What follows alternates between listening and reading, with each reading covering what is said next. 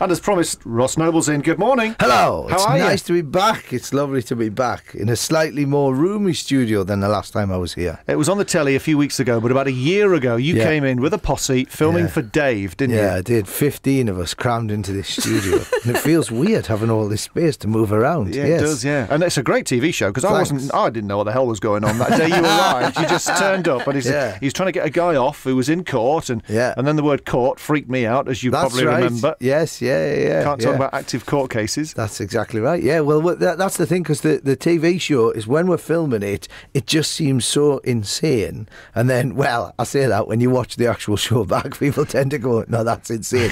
But like when you only see the sort of part of it, and I sort of, I'm tweeting people and going, has anyone got some clay? And they go, why do you want? And then it all comes together. Yeah, the edit's quite, because the trouble is, though, you get so much in the edit, it has to be 45 minutes, like sort of an hour sort of telly. And trying to put it all together where you're sort of going, oh, that's a really funny bit, but if we lose that, then all of that has to, so trying to condense it all into but it's come together, and it is a real TV show. And we saw it, and it was in context, and I got it eventually. Good. Freewheeling on Dave. And also, Sunderland got featured an insane amount. I don't know if you saw, did you just watch your episode? And actually, yeah. I thought you might. What about you, Danny? Did you see the rest of the series? No, I didn't. Sorry. Yeah. Sorry. I figured that. I could tell. Sorry, Ross. I could tell by the way you were saying it. It was just like, well, I've seen myself now. Why would I watch the rest of the... Still got it in my skybox.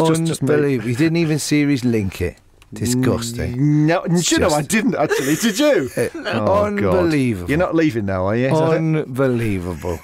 See, no, what happened was, I might as well tell you, seeing as you couldn't be bothered watching the show. I'm interested, go on. What happened was is that, unbelievable, right? Don't make me do a Chuck and Numunu and walk out. So that's how you say his name. I think I might have just proposed to you in Klingon. The second episode, we finished in Sunderland, so the second episode starts. I can't believe I'm having to explain the rest of the... that's not even the reason you're here, but just carry on. I'm intrigued now. You tease me enough. The second episode, I'm in the producers at the Sunderland Empire on Friday and Saturday night. Right, that's the housekeeping done. So second episode...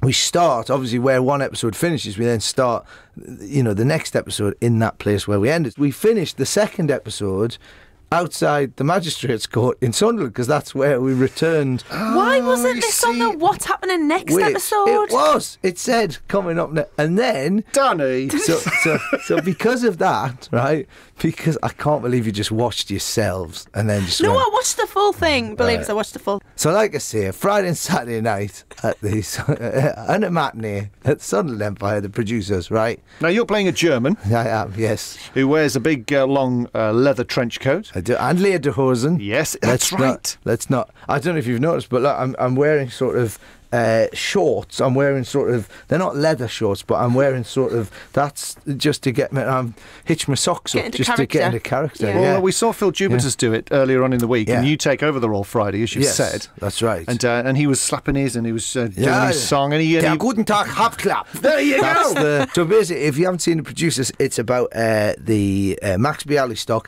who's a sort of sleazy, down-on-his-luck producer, whose accountant points out to him that they can make more money if they put on a flop and they overfund it, and then it'll close after one night and they'll get to keep all the money and they won't have to pay any of it back, and they can take the money and go to Rio. So they go out and they try and find the worst play ever written, and my character, Franz, he is a German, he's a Nazi playwright who's written a play called Springtime for Hitler. And they predict this to flop. Yeah, and they think it's going to be the biggest flop ever, but unfortunately it sort of goes horribly wrong, and people think that it's sort of a satirical joke. So they do a full, it's all stormtroopers goose-stepping around the place, and it basically, it spirals out of control. So they, I don't want to give too much away, but yeah, they sort of, the police are after them, and then France wants to kill them. And the thing is as well, Mel Brooks, all of the dialogue, it's that snappy, even though there's like lots of different, like my character's German, obviously, but it's still got that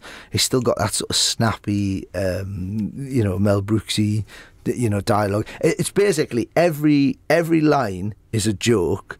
It's either a setup or a punchline to a joke. Yeah. And it all drives the story along. But then on top of that, all of the songs, they've all got laughs through them as well, So it's sort of like the ultimate. It's the sort of musical where you can sort of bring your dad or your granddad, and if he's not, if he doesn't like Carousel or, he can come along, and there's plenty of people firing guns at each other and diving under tables and stuff.